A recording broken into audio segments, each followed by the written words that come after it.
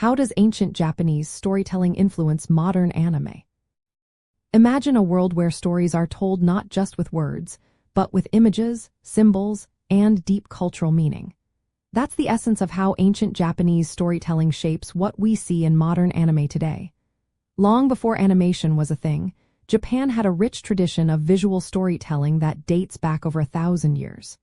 During the Nara period, which started in 710 degrees Celsius, Buddhist art used paintings to tell religious stories and share moral lessons. These paintings weren't just pictures, they were narratives that conveyed complex ideas through visual sequences.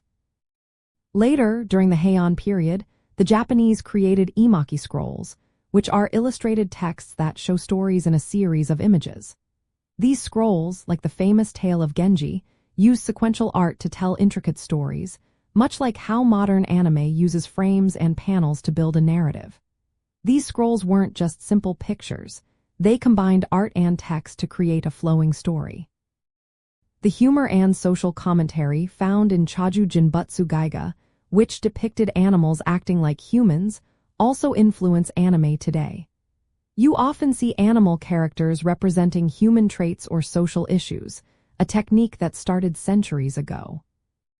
As technology advanced, storytelling methods evolved. Kamishibai, a form of street theater that used picture cards, combined visual art with storytelling, much like how anime combines visuals with voice acting and music. The influence of ukiyo-e woodblock prints from the 18th century also shaped anime's visual style. These prints used bold lines and vibrant colors, setting a visual standard that anime artists still follow today. They also showed how images and words could work together to tell a story in a dynamic way. Japanese folklore and mythology are woven into many anime stories. Tales of samurai, spirits, and mythical creatures come from centuries-old stories and folk legends. For example, the character archetypes and themes in anime like Naruto often draw from classic stories like Jiraiya Goksu Monogatari. Even the spiritual concepts from Shinto and Buddhist traditions appear in anime, like spirits and deities, connecting modern stories to ancient beliefs. The way anime structures its stories also reflects old Japanese storytelling styles. Instead of clear-cut good versus evil plots common in Western animation, anime often explores complex characters and relationships.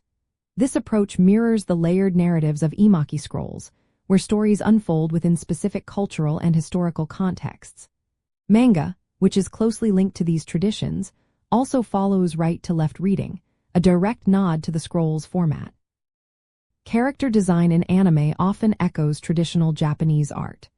The stylized human figures and anthropomorphic animals seen today are inspired by ancient works like Chaju Jinbutsu Gaiga. The focus on daily life, folklore, and spiritual themes within single scenes shows how old artistic principles still influence modern animation. When anime creators develop stories rooted in Japanese history or culture, they are tapping into a storytelling tradition that spans centuries.